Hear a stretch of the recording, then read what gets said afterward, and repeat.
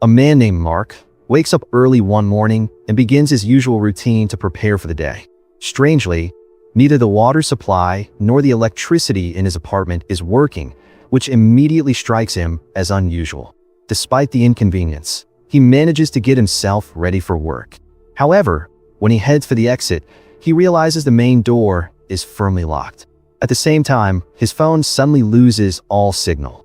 Confused, he tries again to force the door open, only to notice that it has been sealed shut from the outside with some kind of adhesive. Frustrated and anxious, Mark attempts to open a window for air, but that too is sealed tight.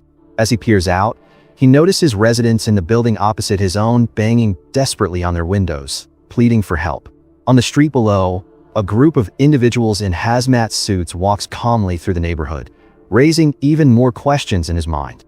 Determined to escape, Mark grabs a hammer and begins smashing at the door, but his efforts end in disaster. He injures himself badly in the process. Just then, the wall of his apartment suddenly caves in, and two strangers burst through. It is Sergei, like a short-tempered young man, accompanied by his younger brother, Nikyu. Sergei quickly inspects the windows and realizes that Mark is trapped under the same mysterious circumstances as he is.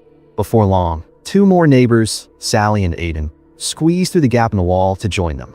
For what they can gather, the entire floor has been deliberately locked down from the outside.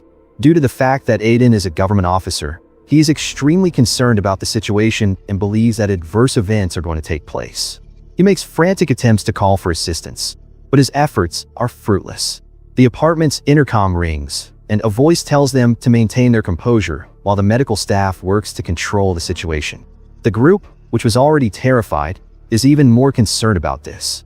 Sally, who is a nurse, administers medical care to Mark's injured hand and stitches it up later on.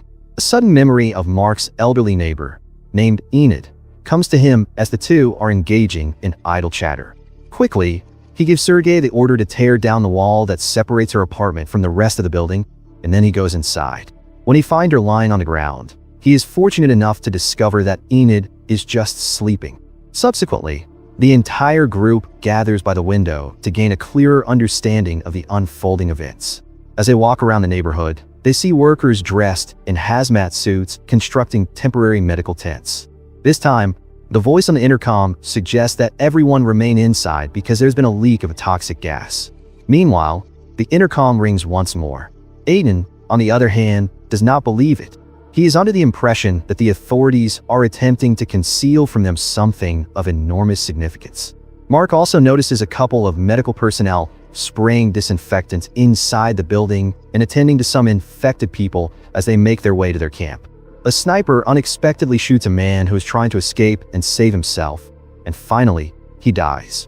Everyone who is looking out their windows is surprised by this. Within a short period of time, the employees who are wearing hazmat gear begin breaking into apartments in the surrounding area. If residents fail to follow the established procedures, they face forceful removal from the building, so they are forced to comply with this lockdown order. When Mark and the others see this, they realize that medical staff may arrive at their apartment at any time. They begin to think of ways to break down the door and get away from the situation. After spending some time contemplating the various alternative solutions he could implement, Mark recalls that he has some corrosive chemicals in his apartment, which he can use to melt the sealant and ultimately open the door. Immediately, the group begins its search for the unknown substances. After they have located it, Mark combines the ingredients and produces a mixture. To his surprise, the plan is successful when he pours it on the bottom of the main door. The group finally manages to open the previously sealed door after exerting all their strength, and they immediately release the sealant. Subsequently, the group starts formulating a plan to secure a safe haven from the authorities, and they must be aware of the snipers hiding at the top of the building. While they're discussing countermeasures, Enid realizes that Nikyu has disappeared. Everyone decides to abandon the plan and begins searching for the boy as a consequence of this finding. During this time, Nikyu, who is feeling terrified, manages to crawl down through the air vent. When he reaches another floor, he sees a couple of employees who are wearing hazmat gear attempting to persuade a woman to accompany them. On top of that, they administer a sedative injection to her, but all of a sudden, the woman begins coughing violently and passes out. It appears that a lethal substance has contaminated the atmosphere. During this time, Mark has finally located NICU and is attempting to pull him out of the vent by throwing a rope that he has made up. However, before the young boy can get his hands on it, the staff members who are wearing hazmat gear notice him and pull him away. Fearing for his brother's life, Sergei grabs a baseball bat and runs downstairs, while Mark closely follows him. As soon as the two approach the hazardous materials personnel, Sergei, who is in a state of rage, lashes out at one of them, and finally, he dies. After the man has already passed away, Sergei seizes the other member of the staff and forcibly brings her to their apartment. The group, rummaging through her belongings, finds a couple of smoke grenades among them. As a result, she starts to suspect that something is wrong with the world.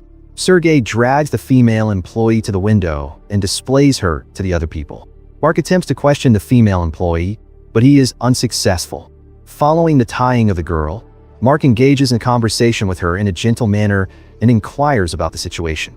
The young lady introduces herself to the group as Hazel and describes the purpose of their presence as being to provide assistance. Upon hearing this, Mark attempts to remove her protective hazmat suit. However, she becomes frightened and immediately shrugs him away. This evidence convinces Mark that a virus of some kind has attacked their location. After that, he threatens her to bring everything to light. And now that her life is in jeopardy, Hazel finally begins to speak. She discloses that the entire region has been afflicted with a fatal virus that has the potential to kill people in a matter of hours when it is present. Some of the symptoms include a hacking cough, difficulty breathing, and even blindness in some cases. In spite of the fact that the researchers have been working tirelessly to find a cure, they have not yet discovered anything that can be considered definitive. In response to Mark's inquiry as to the reason why all of the communication systems have been turned off, Hazel explains that the government does not want the general public to be aware of the disease. As the number of people who are in a state of panic increases, the virus will become more difficult to contain. She also discloses that there is a 50-50 chance that anybody in the room will become infected with the virus. After hearing all of this, Sergei's anger returns to its previous level. Instantaneously, he seizes a knife and rips her protective clothing all the way off. In response to this, Hazel reaches in her pocket and pulls out an injection. This causes Hazel to feel completely terrified. However, Sergei takes it away from her hand and keeps it for himself before she has a chance to use it. Hazel cannot guarantee the efficacy of the vaccine because it is still undergoing testing. This comes as everyone looks at her in disbelief. As a result, the most prudent course of action given the current circumstances is to remain inside until the authorities have taken care of the situation. Hazel pulls her hand out of a Ziploc and looks for a way out during the night while the group debates how to escape. However, Sergei pins her to the ground and begins violently beating her before she even has a chance to reach the door. Mark makes an effort to stop him, but at the end of the day, he incurs the wrath of Sergei. Sergei accidentally slaps NICU, which causes him to cry, and this brings an end to the commotion of the situation. After some time has passed, the group becomes aware of a belligerent crowd of people making their way toward their building. It would appear that they're also interested in confronting Hazel in order to acquire first-hand knowledge regarding the current situation. By this point, they have either eliminated or driven away the remaining staff members wearing the hazmat uniforms. Although Hazel is terrified, she advises the group to avoid the mob at all costs, because they may have contracted the virus there. This causes the group to become alarmed, and they immediately block the entrance with a heavy object. Not long after that, the crowd gets there as well and begins pounding on the door. A shattered piece of glass strikes Sally on the neck as she approaches the entrance to the room in an attempt to calm the people who are agitated. With time dwindling, Sergei transports Sally to their apartment before unleashing a smoke bomb on the agitated people. But they're too late because Sally has lost a significant amount of blood. Despite the fact that Hazel puts forth her best efforts to save her, she is unable to do so, and finally, Sally dies. This devastating event affects everyone, particularly Aiden, to such an extent that he breaks down and retreats to the other room. After wrapping Sally's body with a piece of cloth, the group next searches for Aiden, but they are unable to locate him anywhere. It turns out that he has already escaped from the apartment while wearing the hazmat suit that Hazel had provided for him. The other residents think he is a member of the medical staff and immediately surround him when he reaches the outside of the building. They start beating him up and harassing him in an attempt to force him to receive vaccinations. At that precise moment, the sniper fires a warning shot, which causes everyone, with the exception of Aiden, to flee the location. Tragically, gunfire ultimately determines Aiden to be an infected patient, even though he is wearing a hazmat suit, and finally, he dies. When Sergei goes outside to check the entrance, he sees a group of residents rushing toward them. As soon as possible, he requests that the remaining members of his group leave the room. As a result of Mark's desire to avoid leaving Hazel alone, he makes an effort to free her from her shackles. To prevent him from carrying out his plan, however, Sergei, who is furious, uses a baseball bat to knock him out. Hazel is now in a dangerous situation, and she has nowhere to go to hide from it. Following a period of time, Mark gets back to consciousness and immediately begins looking for Nikyu and the other people. He sees two hazardous materials workers getting ready to release poisonous gas around the building when he looks through the window. As soon as he locates his group, he strikes Sergei for knocking him out earlier and immediately attacks him. Enid intervenes in the midst of his attempt to suffocate him to death, bringing him back to consciousness. The intoxicating gas disperses throughout the entire area at that precise moment, prompting the group to hasten to the rooftop. On their journey, Mark comes across the dead body of Hazel, which causes him to feel a sense of sadness. During this time, a resident of the building who is still alive approaches Sergei in an attempt to get assistance, but the spoiled brat gets him severely beaten. Until other locals swarm him and take him captive, he continues to beat the man. Mark is unable to do anything other than close the door and continue on their way to the rooftop, despite the fact that Sergei looks at him and screams for assistance. Following a brief period of struggle, Mark is finally successful in guiding Enid and Nikyu to the rooftop. Since they can breathe clean air for the first time in days, they sleep there. Mark awakens the following morning and immediately begins making preparations to flee the building and get away from it. However, despite his best efforts, the elderly Enid does not move when he attempts to wake her up. As it turns out, she passed away while she was sleeping. Now that Nikyu is the only child remaining by his side, Mark is determined to protect him at all costs.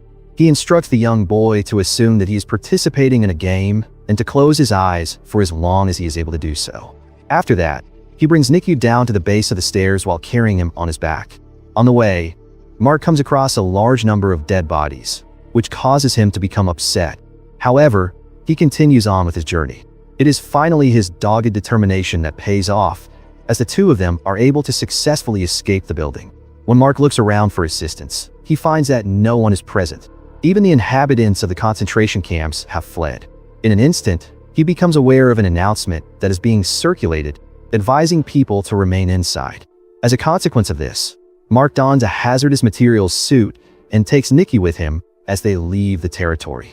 A man from the opposite building confronts them, mistakenly believing Mark to be a member of the medical staff. The fact that his daughter has been taken away by the authorities and that his wife has passed away as a result of the virus is mentioned by him. In the next step, he seizes Nikyu and aims a shard of glass at him. It is impossible for Mark to convince the man that he too is a civilian, despite the fact that he makes every effort to do so. Nikyu manages to escape the man at that very moment, but Mark does not fare as well. Unfortunately, a stab to the stomach leaves him fatally wounded. Nikyu, who is in a state of distress, assists Mark in standing up, and as the two of them slowly leave, the attacker realizes that he has made a mistake. They eventually arrive at a park in the vicinity, where Mark occupies a swing seat.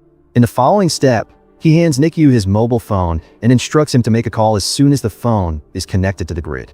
Mark becomes exhausted, but Nikyu, unaware that his only friend is dying, tries to get him to stand.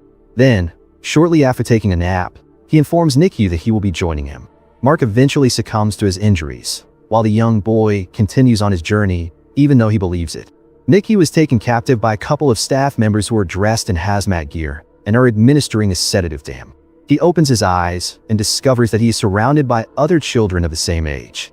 A member of the staff who is wearing hazmat gear approaches him and gives him the assurance that everything is going to be okay. The containment movie ends with Nikyu using his mobile phone, and finally, he contemplates whether to make a call. Make sure to subscribe and turn on notification so you don't miss the latest recaps.